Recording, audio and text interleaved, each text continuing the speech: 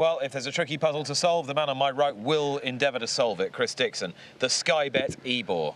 We're a few days out, but there's no hiding place for you here. The Epic Poet's worked his way to the top of the market. I really do think he's got a good chance. Obviously, it's draw dependent at this point. That could have a bearing on things.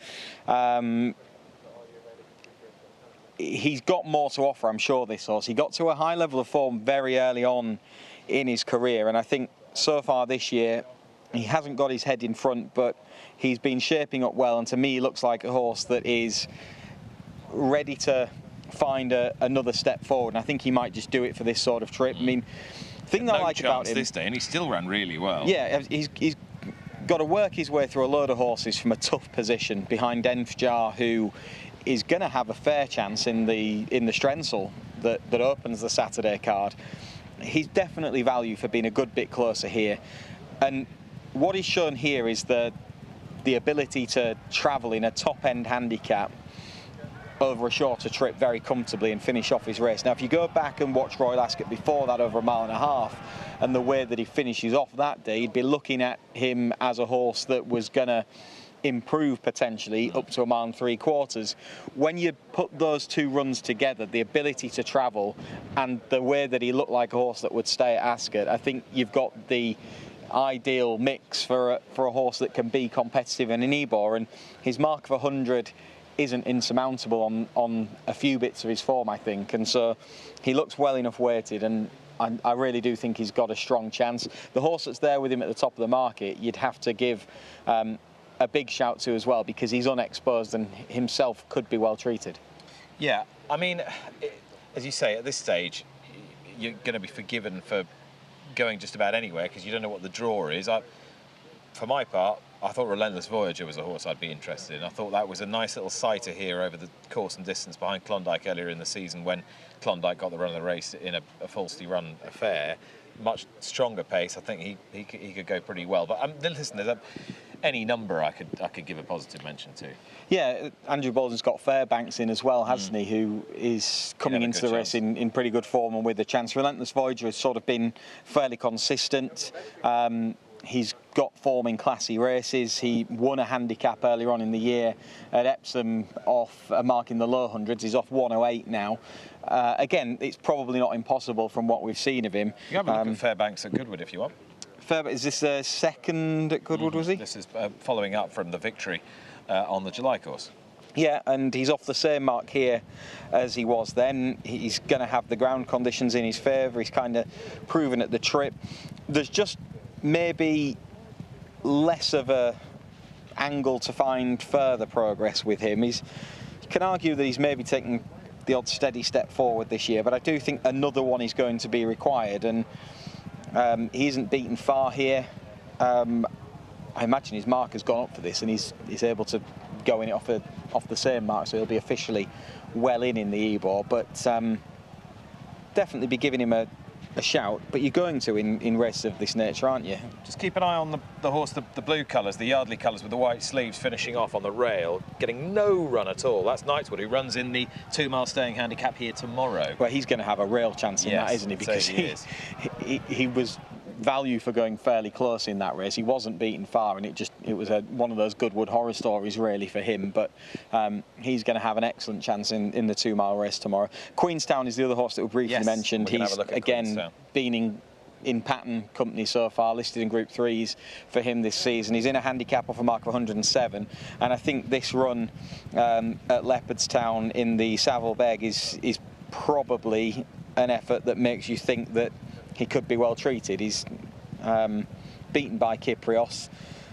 I know Kyprios was probably only doing enough when he gets to the front, but even allowing for that, Queenstown is unexposed, excellent pedigree, top yard, and he's got some deep form. And I think you do need a good bit of class to win an Ebor, but that's kind of why I come back to Epic Poet really, because we saw early on in his career, very early on, he was a listed winner. He had form in Group Company.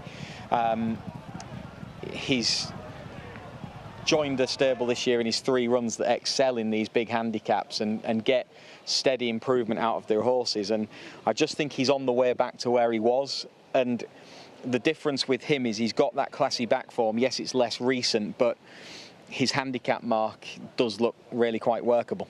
Epic Poet then, 13-2 for Chris in the Sky Bet Ebor, Saturday here at York at 3:35. The City of York is such a valuable, well-contested Group 2 audience, who's won at the highest level this season in the Lock and then bolted up in the Lennox Stakes last time, and 7-4 to do it again. Kinross, who's won this race twice before, is 3-1. Lake Forest, who won last year's Jim Crack, 3-1. Should have been a ring, running again, 9-1. What a horse. Art Power, who ran an excellent race last time at Goodwood, 10-1. Lord Massachusetts is 20-1 with Spycatcher and King's Gamble, 10 Bob Tony 25, Breeges 33, and the others are big prices. Any reason why audience shouldn't do this again?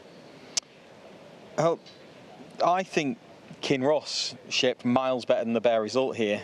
Art Power sort of went forward, and much of the field kind of ignored the front two, didn't they? And I think a look at the sectional times and the closing speed percentage pars will show you that they kind of went fairly easy in front, really, and a prominent pitch was an advantage, as is often the case at Goodwood, and audience was perfectly positioned tracking through Art Power and basically got first run. I think if the race had have unfolded differently, I can see every reason why Kinross might have won this. It was a bounce back to form after a below par run at Newmarket, but I don't think 6 furlongs at Newmarket is really what Kinross wants. He's a proper 7 furlong horse. He wasn't well positioned as this particular race went. Yes, he's got a good bit to find, but I can't believe for a second that race got anywhere near the bottom of him. And I just think it was a tactical race that tactics played out much more in the favour of audience. I don't want to take anything away from audience. Already won a Lock-Inge this year, a good race in defeat at Royal Ascot, but I still believe that Kinross is ultimately a bit better horse.